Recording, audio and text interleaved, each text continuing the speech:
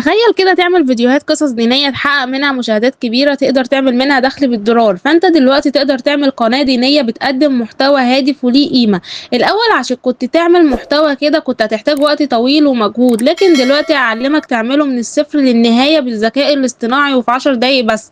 هتتعلم في فيديو النهاردة ازاي تعمل السيناريو بتاعك، وازاي تحوله لمشاهد وتحول المشاهد دي لصور وفيديوهات 3D، وازاي كمان تعمل تعليق صوتي باستخدام الذكاء الاصطناعي، ولحد ما نوصل لفيديو جاهز للنشر على السوشيال ميديا. أول خطوة هنروح نفتح شات جي بي تي عشان نكتب القصة بتاعتنا والمشاهد، تقدر تنزله بكل سهولة. وهنيجي من هنا هنكتب له القصة اللي احنا هنختارها أو اللي هنعملها. وأنا هنا قلت له اكتب لي قصة خالد بن الوليد بأسلوب السرد القصصي، وهو هيبدأ يكتبها لك.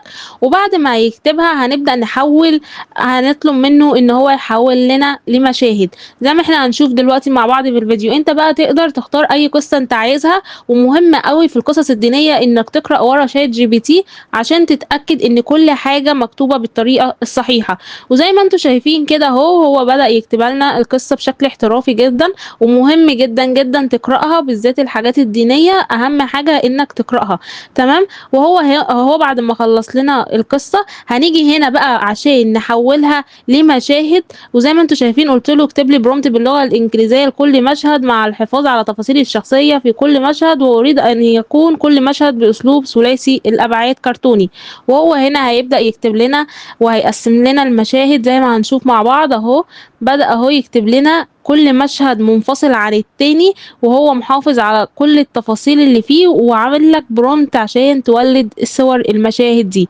وزي ما انتوا شايفين كده هو بيبدأ يكتب لنا كل المشاهد بأسلوب احترافي.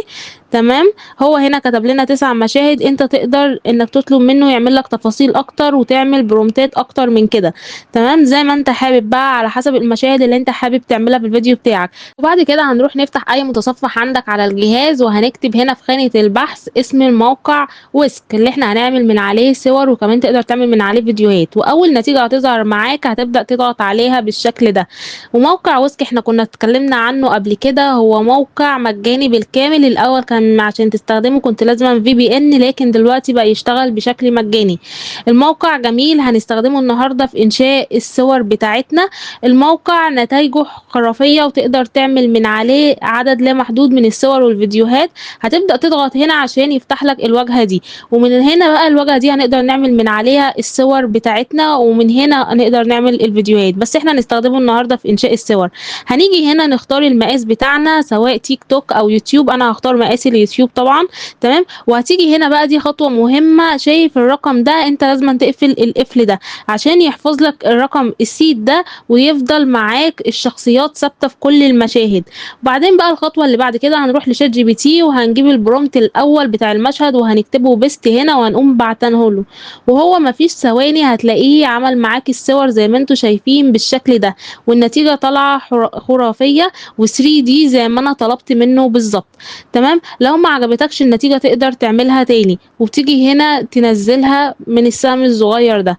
بتقدر بقى لو ما عجبتكش بتدوس على السهم وهيبدأ يعمل لك الصور تاني من اول وجديد. هنمسح ده وهنروح برضو لشات جي بي تي ناخد البرومت التاني وهنبدأ نعمله هنا، وهو طلع لنا برضو المشهد التاني بشكل احترافي جدا زي ما انتوا شايفين.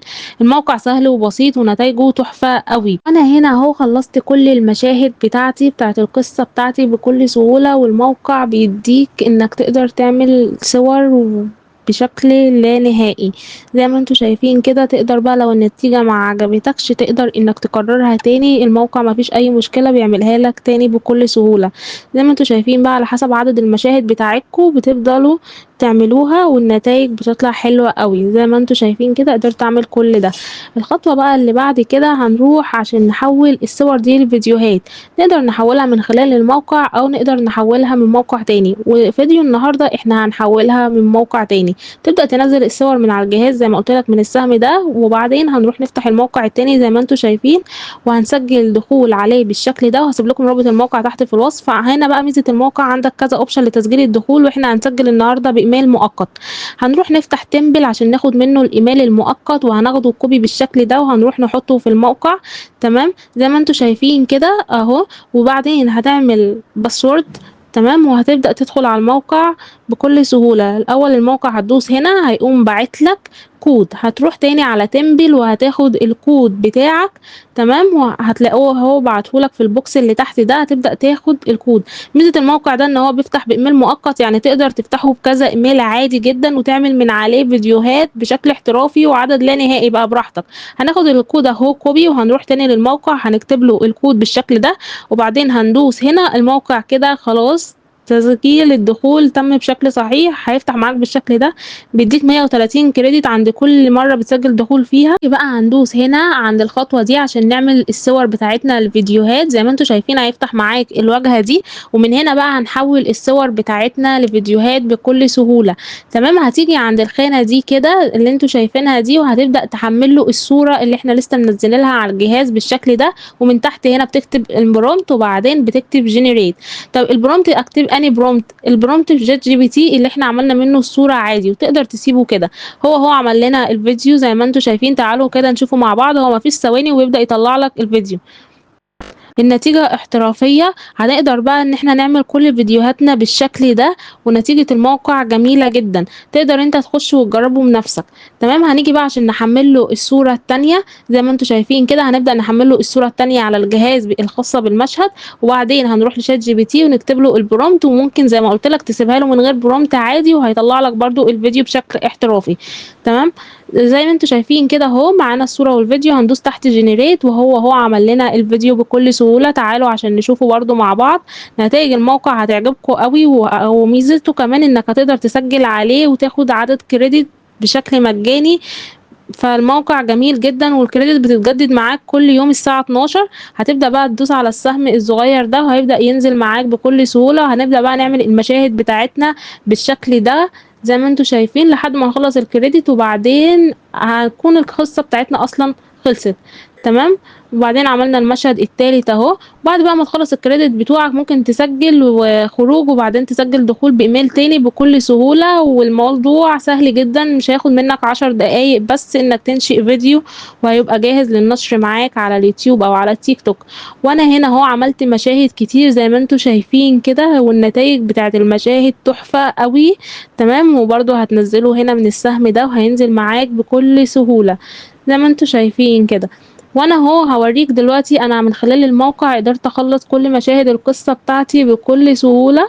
بصوا النتائج كلها طالعة حلوة، ولو في اي حاجة وقفت معاك تقدر تكتبلي في الكومنتات وانا هرد عليك واساعدك. زي ما انتوا شايفين انا قدرت اعمل مشاهد القصة بتاعتي كلها اهو بكل سهولة، والموضوع كله ما خدش 10 دقايق. زي ما انتوا شايفين النتائج حلوة قوي مع حركة الشفايف والكلام، كل المشاهد طالعة بشكل احترافي. اهو انا قدرت اعمل كل الاعداد دي اهو، كل المشاهد دي قصدي، زي ما انتوا شايفين كده. تاني حاجة بقى هنروح عشان نعمل التعليق الصوتي بتاعنا، وانا النهاردة هشرح لك طريقتين: طريقة مجانية بالكامل، وطريقة تانية نصها مجاني ونصها مدفوع، بس تقدر تستخدمها بشكل مجاني وكل قنوات القصص الدينية بتستخدمها. وانا هوريك دلوقتي الطريقتين، وبكل سهولة هتقدر تعمل تعليق صوتي، وهنجمع المشاهد دي عليهم مع التعليق الصوتي بكل سهولة. رحنا فتحنا اول خطوة عندنا وهو جوجل اي اي استوديو، وهسيب لك رابط طبعا المواقع دي كلها تحت في الوصف. اول خطوة عندنا عشان نعمل التعليق الصوتي هنروح ندوس هنا. تمام، زي ما انتوا شايفين كده هترجع هنا هيفتح معاك الواجهة دي، تقدر من هنا تعمل حوار ما بين شخصين او اكتر، بس احنا هنا هنعمل راوي واحد هو اللي بيروي القصة، فهندوس هنا وهنبدأ نكتب من هنا النص بتاعنا. هنروح لشات جي بي تي ونخليه يكتب لنا، هنقول له اكتب لنا تعليق صوتي للقصة وهيبدأ يكتبها لك، هتاخده بيست وهتيجي تحطه هنا بكل سهولة، وهتبدأ تدوس تحت على جينيريت قلب مكة. وهيبدأ ان قبل هو أن تشرق ينشئها لك شمس بكل الإسلام سهولة. ولد فتى قوي البنية زي ما انتوا شديد شايفين العزم كده عندك هنا بقى اصوات كتير، تقدر تختار الصوت اللي انت عايزه، سواء صوت رجالي او صوت حريمي، اللي انت عايزه تقدر تختاره الصوت اللي هيروي لك القصة، وهتبدأ تنزله من السهم ده بكل سهولة، وكده بقى معاك التعليق الصوتي والفيديوهات بتاعتك على الجهاز. تاني موقع بقى هنفتحه هو اللي معانا بقى بعد كده بنروح نفتح موقع 11 لابس، وهسيب لك رابط الموقع تحت في الوصف. والموقع ده كل القنوات الدينية حرفيا او اغلبهم بيستخدموه. بتحس ان الصوت مش طالع ذكاء اصطناعي خالص، الموقع بيطلع لك الصوت كأنه بشري تماما. تمن، والموقع ده نص مجانا ونصه مدفوع، وتقدر تستخدم النسخة المجانية بشكل كامل. هتدوس هنا عند تحويل النص إلى كلام، هيفتح معاك الواجهة اللي انتوا شايفينها دي. تمام. وبرده من الواجهة دي هتقدر تختار الأصوات اللي انت عايزها، وأفضل صوت فيه هو صوت آدم. عندك هنا تقدر تسمع كل الأصوات دي، سواء عايز صوت راجل أو ست تقدر تختاره بكل سهولة. وتبدأ بقى تبص على الإعدادات دي لو حابب تظبطها، أنا هسيبها زي ما هي. وهتبدأ من هنا تعمل له بيست للكلام بتاعك أو أحداث القصة، وبعدين هندوس هنا توليد، وهيبدأ يطلع لك الصوت في ثواني. زي ما انتوا شايفين كده الصوت بدأ في يطلع قلب مكة معانا. قبل أن زي ما انتوا تشرق شمس شايفين الإسلام النتيجة ولد احترافية. فتى قوي البنية شديد هتبدأ العزم بقى عشان يلمع في تنزل الصوت عينيه ده، بريق هتلاقي سهم كده القيادة جنبه اسمه صغير زي خالد ما بن انتوا شايفين الوليد. كده، هندوس نشأ عليه بين وهيبدأ السيوف ينزل معاك والرماح على الجهاز. وتربى على وكده الشجاعة عملنا الصوت مرة بصوت ست ومرة بصوت راجل. اللي انت حابه تقدر تعمله بكل سهولة، وتختار الأصوات اللي انت عايزها، وكله بشكل مجاني. لو عجبك الشرح ما تنساش تعمل لايك واشتراك عشان يوصلك كل جديد في عالم الذكاء الاصطناعي.